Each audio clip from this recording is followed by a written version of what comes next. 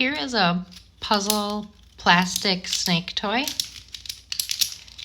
It has a bunch of these plastic little cubes that have indent grooves in them, and they are all connected by an elastic string. And basically you use the grooves. You can twist them and change direction of the blocks by putting the string in the different grooves. It's also fun to just fiddle with, flop around. You can make it a snake, you can make it different shapes, you can try to puzzle your way into making it back into a cube. This is a pretty fun fidget toy right here.